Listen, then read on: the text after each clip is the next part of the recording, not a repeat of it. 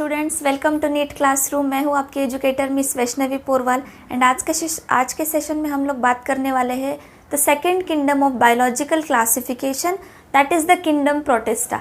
हमने already basic classification complete कर लिया है, किंगडम मोनेरा भी हमने पढ़ लिया है। तो today we are going to start with the kingdom protista, second kingdom of biological classification. So let us begin with it. Kingdom protista, सबसे पहले बेटा ये सारे जो किंगडम्स हम लोग पढ़ने वाले हैं अकॉर्डिंग टू एनसीईआरटी, जो एक्स्ट्रा पॉइंट्स है वो लेक्चर्स में आपको कवर करवा दिए जाएंगे। आपको एक्सटर्नल कोई भी रेफरेंसेस को फॉलो करने की ज़रूरत नहीं है इस चैप्टर के लिए, क्योंकि मैक्सिमम जो क्वेश्चंस है वो एनसीईआरटी से ही आएंगे। सो let us begin. First, what is about the kingdom protista. Kingdom protista की अगर हम बात करें तो बेटा किंगडम प्रोटिस्टा ये प्रोकैरियोटिक है या यूकैरियोटिक है, तो हम लोग इसको कहेंगे यूकैरियोटिक है। पूरे बायोलॉजिकल क्लासिफिकेशन में एक ही किंगडम था जो कि प्रोकैरियोटिक था, जो हम ऑलरेडी पढ़ चुके हैं, दैट इज किंगडम मोनेरा। अब जो बाकी के किंगडम्स है वो सभी यूकैरियोटिक है। तो what is about kingdom protista, तो kingdom protista is eukaryotic in nature. जो किंगडम प्रोटिस्टा के ऑर्गेनिजम्स है वो सारे के सारे यूकैरियोट्स है। अब what do you mean by eukaryotes? Eukaryotes means the nucleus is well developed, primitive nucleus नहीं है, न्यूक्लियस जो है वेल डेवलप्ड है विथ अ न्यूक्लियर मेम्ब्रेन, तो उसे हम कहेंगे eukaryotic. Well defined nucleus with nuclear membrane से हम कहेंगे यूकैरियोटिक। वेल डिफाइंड न्यूक्लियस है विथ न्यूक्लियर मेम्ब्रेन के साथ, और जो दूसरे ऑर्गेनेल्स प्रेजेंट है that are too membrane bound. तो जो भी न्यूक्लियस है दूसरे ऑर्गेनेल्स प्रेजेंट है किंगडम प्रोटिस्टा के अंडर, तो वो सब कुछ मेम्ब्रेन बाउंड है, that is we call it as eukaryotes. अब बेटा एनसीईआरटी में एक लाइन मेंशन किया गया है, तो सबसे पहले वो पढ़ना हमें ज़रूरी है about kingdom protista. Boundaries of kingdom protista are not well defined. तो इसका मतलब क्या है कि कौन सी बाउंड्रीज के बारे में बात की जा रही है? तो boundaries of kingdom protista are not well defined, यानी कि बेटा इसको कोई वेल डिफाइंड हम नहीं कर सकते। जैसे कि कुछ साइंटिस्ट के हिसाब से जो किंगडम प्रोटिस्टा के मेंबर्स है दे आर लाइक प्लांट्स, कुछ साइंटिस्ट के लिए दे आर लाइक फंजाई, कुछ साइंटिस्ट के लिए दे आर लाइक प्रोटोजोन्स। तो सब के लिए ये जो किंगडम प्रोटिस्टा के मेंबर्स है वो अलग अलग है। कोई इसे प्लांट की तरह कंसिडर करेगा, तो कोई इसे फंजाई की तरह कंसिडर करेगा, तो कोई इसे प्रोटोजोन्स की तरह कंसिडर करेगा। इसीलिए एनसीईआरटी में एक लाइन मेंशन किया है कि जो किंगडम प्रोटिस्टा की बाउंड्रीज है that are not well defined. Well defined boundaries नहीं है, हर साइंटिस्ट इसको अलग अलग तरीके से जज करेगा। तो अकॉर्डिंग टू एनसीईआरटी हमें कौन से किंगडम्स किंगडम प्रोटिस्टा के अंडर दिए गए हैं? तो 5 किंगडम हमें एनसीईआरटी ने दिए गए हैं जो कि हम अंडर प्रोटिस्टा स्टडी करने वाले हैं। तो फर्स्ट ऑफ ऑल हम किंगडम प्रोटिस्टा के बारे में थोड़ी इन्फॉर्मेशन जान लेते हैं। तो first of all well defined nucleus है, दैट इज यूकैरियोटिक है, जो हमने जान लिया है। सेकेंड इज मोस्टली एक्वाटिक, जो किंगडम प्रोटिस्टा के जो मेंबर्स है वो मोस्टली एक्वाटिक है, यानी कि वाटर में रहने वाले हैं। Second is membrane bound organelles, जो हमने देख लिया है, पढ़ लिया है कि सारे जो ऑर्गेनेल्स प्रेजेंट है वो मेम्ब्रेन बाउंड है। अब रिप्रोडक्शन की बात करें तो बेटा सेक्सुअल एंड असेक्सुअल दोनों टाइप की रिप्रोडक्शन प्रेजेंट है अंडर प्रोटिस्टा। सेक्सुअल रिप्रोडक्शन की बात करें तो gametes are present. Kingdom protista में गैमेट्स प्रेजेंट है अंडर सेक्सुअल रिप्रोडक्शन।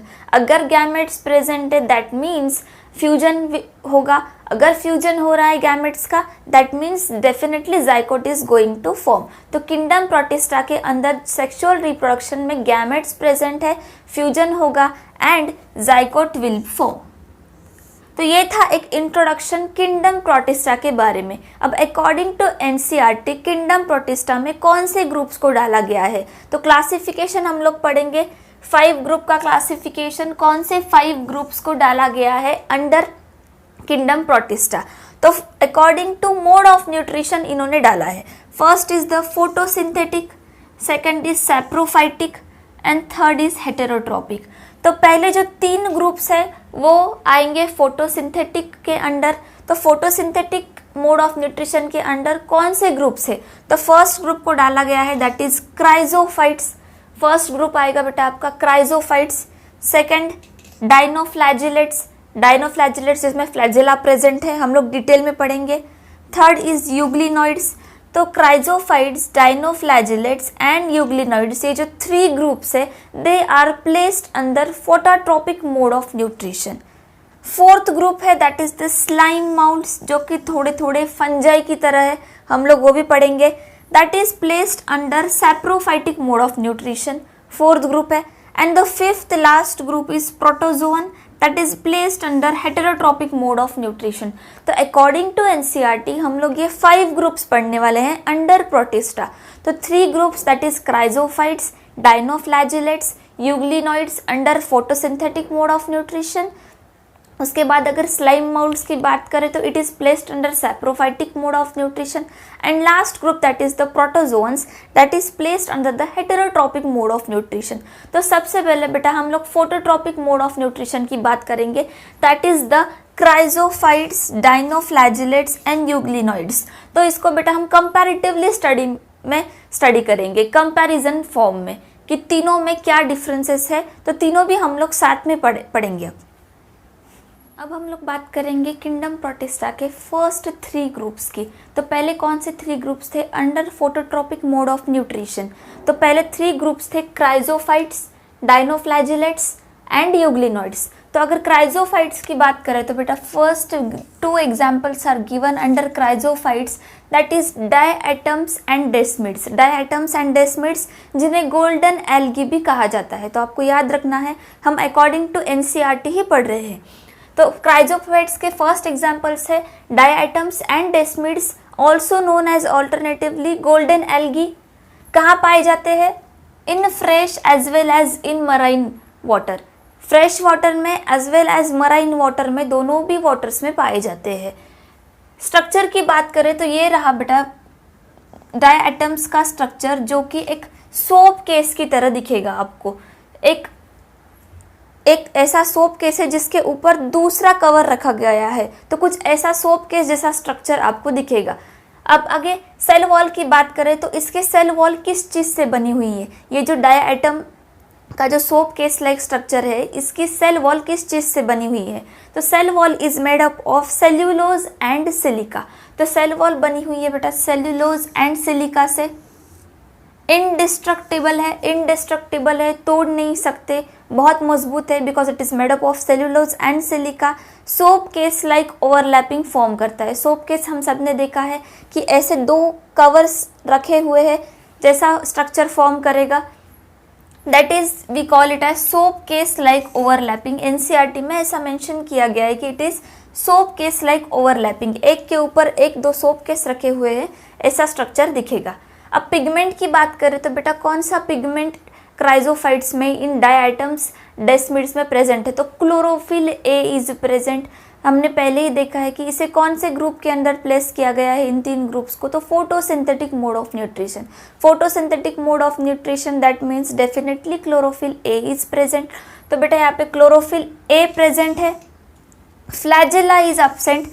फ्लैजेला, कोई भी टाइप का फ्लैजेला मूवमेंट नहीं है यहाँ पे, फ्लैजेला एब्सेंट है। अब आपको स्ट्राइक होना चाहिए, अगर फ्लैजेला एब्सेंट है that means it is non motile. Movement होने का कोई भी सवाल ही नहीं आता, बिकॉज फ्लैजेला एब्सेंट है, it is non motile in nature. अब अगर सेलो वॉल की बात करें तो सेल वॉल हमने देखा कि सेल्यूलोज और सिलिका की बनी हुई है, दैट इज दिस एकदम स्टीफ सेल वॉल है, एकदम मजबूत सेल वॉल है, जिसकी वजह से क्या होगा बेटा, ये जो डायएटम्स डेस्मिड्स है ये ओशियन के, सी के एकदम नीचे, डायएटोमियस अर्थ के नीचे जाके सेटल हो जाएंगे। तो दिया गया है collect at the bottom at diatomaceous earth, ocean के, सी के एकदम बॉटम में नीचे जाके सेटल हो जाएंगे, that is we call it as diatomaceous earth. अब इसका जो सेल वॉल स्टीफ है, इसका एक रफ स्ट्रक्चर है, तो इस रफ स्ट्रक्चर के वजह से इन डायएटम्स को कुछ चीज़ें बनाने में हेल्प ली जाती है, या कुछ चीज़ें बनाने में इनका यूज़ किया जाता है। फॉर एग्जाम्पल देखते कहाँ कहाँ यूज़ किया जाता है। Due to rough surface it is used for polishing purpose के लिए यूज़ किया जाता है। सिरप मेकिंग, सिरप्स बनाने के लिए भी यूज़ किया जाता है। And again third is the filtration process में भी यूज़ किया जाता है। ऑल्सो एनसीईआरटी में एक बहुत इंपॉर्टेंट लाइन मेंशन किया गया है दैट जो कि प्रीवियस ईयर क्वेश्चन है, प्रीवियस ईयर के क्वेश्चन में ये पूछा गया है डाई एटम्स के बारे में। तो आपको ये पॉइंट नोट करना है, they are the chief producers in ocean. Ocean में डाई एटम्स सबसे ज़्यादा चीफ प्रोड्यूसर्स है। Now what do you mean by chief producers? तो चीफ प्रोड्यूसर्स का मतलब होता है जो फूड प्रोड्यूस करते हैं। तो पूरे ओशियन में मैक्सिमम चीफ प्रोड्यूसर किसे कहा जाता है? डाई एटम्स को। That means they are producing in food in more amount. सबसे ज़्यादा फूड डाई एटम्स प्रोड्यूस करते हैं, so they are known as chief producers. तो ये पॉइंट आपको नोट करना है या एनसीईआरटी में हाईलाइट करना है, because it is previous year question, previous year में ये आपको पूछा जा चुका है। तो इस तरह से हमने क्राइजोफाइट्स पढ़ लिया कि examples diatoms and desmids है। फ्रेश एंड मराइन दोनों भी वाटर में पाया जाता है। सोप केस लाइक स्ट्रक्चर है। सेल वॉल की बात करें तो सेल्यूलोज और सिलिका की एक स्टीफ सेल वॉल प्रेजेंट है। क्लोरोफिल ए प्रेजेंट रहेगा। फ्लैजेला टोटली अब्सेंट है, that means it is non motile. Diatomaceous earth एक वर्ड दिया गया है, that means the diatoms due to stiff cell wall settle at the bottom of the ocean. Due to rough surface कहाँ पे use होता है? तो in polishing, syrup making and filtration. They are also known as chief producer in ocean because they produce large amount of food. तो अब बात करते हैं डाइनोफ्लैजिलेट्स की। तो generally dinoflagellates are marine in nature. बेटा ये क्राइजोफाइट्स की हमने बात की थी तो they are fresh and marine, लेकिन अगर हम डाइनोफ्लैजिलेट्स की बात करें तो दे आर ओनली मराइन, बस मराइन हैबिटेट में ही पाए जाते हैं। स्ट्रक्चर की बात करें तो कुछ इस तरीके का स्ट्रक्चर है। सेल वॉल जो है इसकी, तो इसके सेल वॉल में कुछ ग्रूव्स बने हुए हैं। ग्रूव्स मतलब कुछ गैप टाइप प्रेजेंट होता है, जिसे हम ग्रूव्स कहते हैं। तो दो टाइप के ग्रूव्स इसमें प्रेजेंट है। One is the transverse grooves, ये जो यहाँ पे आप देख सकते हैं that is the transverse groove, और ये जो वर्टिकल है that is the longitudinal groove. तो दो टाइप के ग्रूव्स प्रेजेंट है। अब यहाँ पे आपको डायग्राम में फ्लैजेला भी दिख रहा है जो ग्रूव्स में से बाहर आ रहा है। तो दो टाइप के फ्लैजेला डाइनोफ्लैजिलेट्स में प्रेजेंट है। तो नाम ही देख लो, डाइनोफ्लैजिलेट्स, दो फ्लैजेला प्रेजेंट है। कौन से?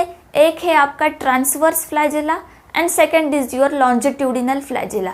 जो ट्रांसवर्स ग्रूव है वहाँ से ट्रांसवर्स फ्लैजेला ओरिजिनेट हो रहा है, और जो लॉन्जिट्यूडिनल ग्रूव है तो उस ग्रूव में से लॉन्जिट्यूडिनल फ्लैजेला ओरिजिनेट हो रहा है। तो ऐसे दो फ्लैजेलास प्रेजेंट है। स्टीफ सेल्यूलोज प्लेट्स प्रेजेंट है, ये देख सकते हैं आप। इस स्ट्रक्चर के ऊपर इस तरह की स्टीफ सेल्यूलोज की प्लेट्स प्रेजेंट है। इसके बाद अगर पिगमेंट की बात करें तो यहाँ पे भी सिर्फ क्लोरोफिल ए पिगमेंट प्रेजेंट है जो कि फोटोसिंथेटिक है, और दूसरे भी पिगमेंट्स पाए जाते हैं, दूसरे भी, that is for example red pigment, blue pigment, brown pigment, ऐसे अलग अलग कलर के भी पिगमेंट डाइनोफ्लैजिलेट्स में पाए जाते हैं।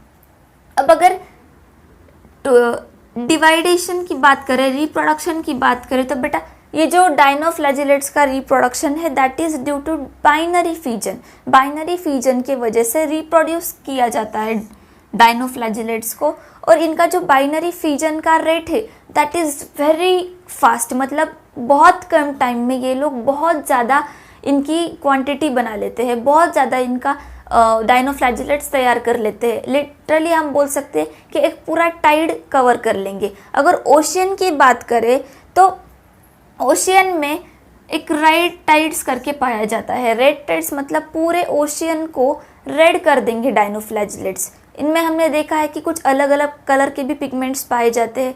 तो एनसीईआरटी के अकॉर्डिंग अगर हम एक एग्जांपल ले तो दैट इज गोन्यूलैक्स।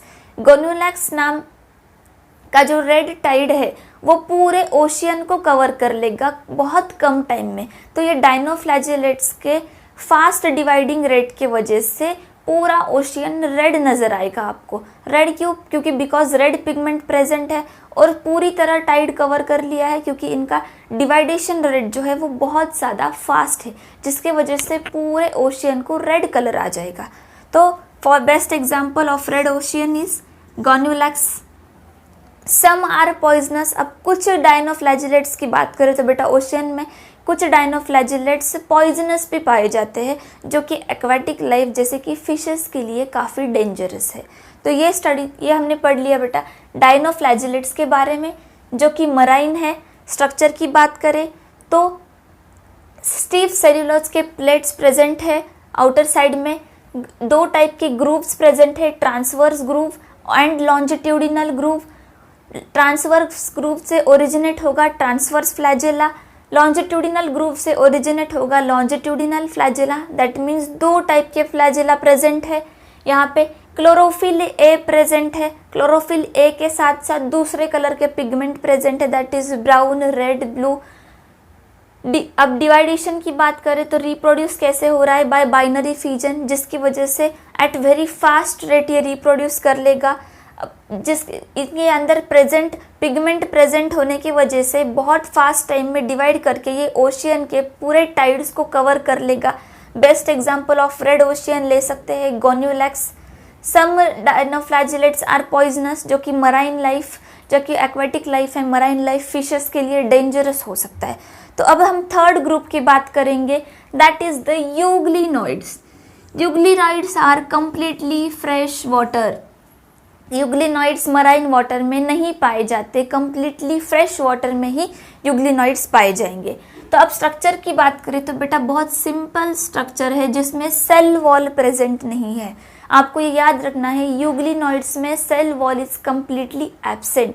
तो यहाँ पे क्या प्रेजेंट है, तो एक प्रोटीन का कवर प्रेजेंट है, that is known as pellicle. जो यूग्लिनॉइड्स का जो स्ट्रक्चर है उसके बाहर एक कवर प्रेजेंट है जो कि प्रोटीन का बना हुआ है, जिसे हम कहेंगे पेलिकल। यहाँ भी फ्लैजेला प्रेजेंट है, दो फ्लैजेलास प्रेजेंट है from the apical part.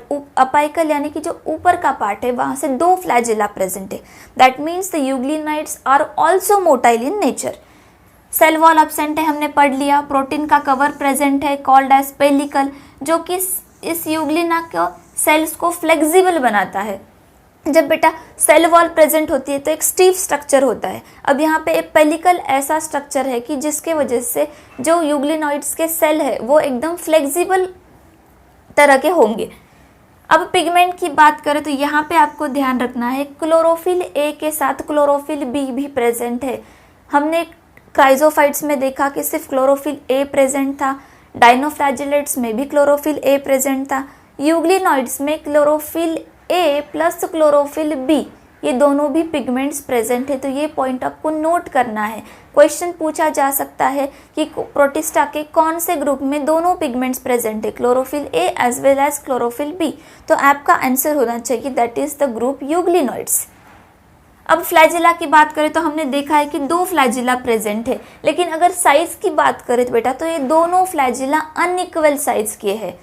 Dinoflagellates में भी दो फ्लैजिला प्रेजेंट थे लेकिन दे वेर इक्वल साइज। अगर यूग्लिनॉइड्स की बात करें तो यहाँ भी दो फ्लैजिला प्रेजेंट है लेकिन दोनों भी अनइक्वल साइज के हैं। एक फ्लैजिला है जो बड़ा है, एक फ्लैजिला है जो छोटा है। एट द अपाइकल पार्ट ऊपर के साइड में प्रेजेंट है। अब मेनली ऑटोट्रोपिक और फोटोसिंथेटिक के अंडर हम ये ग्रुप पढ़ रहे हैं तो ऑटोट्रोपिक तो होगा, लेकिन जब सनलाइट प्रेजेंट ना हो तो euglenoids will be convert themselves into heterotrophic mode of nutrition. अगर इन यूग्लिनॉइड्स को सनलाइट मिल रहा है तो they will perform the mode of nutrition in photosynthetic way. Autotrophic mode of nutrition perform करेंगे इन प्रेजेंस ऑफ सनलाइट। लेकिन अगर सनलाइट एब्सेंट है तो फोटोट्रोपिक मोड ऑफ न्यूट्रिशन से ये लोग कन्वर्ट हो जाते हैं, ऑटोट्रॉप से ये लोग कन्वर्ट हो जाते हैं हेटेरोट्रोपिक मोड ऑफ न्यूट्रिशन में।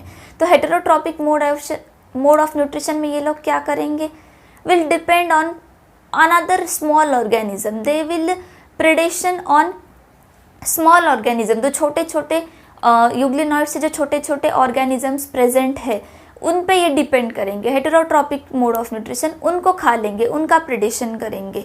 तो इसी तरह से यूग्लिनॉइड्स में दो टाइप के न्यूट्रिशन प्रेजेंट है। When sunlight is present autotrophic, when sunlight is present heterotrophic. तो इसी को एक स्पेशल वर्ड दिया गया है that is called as mixotrophic. ये दोनों जो मिक्स टाइप के मोड ऑफ न्यूट्रिशन है, मिक्स है, कभी ऑटोट्रोपिक तो कभी हेटेरोट्रोपिक। तो ये जो मिक्स मोड ऑफ न्यूट्रिशन है इसे कहा गया है, so it is called as मिक्सोट्रोपिक।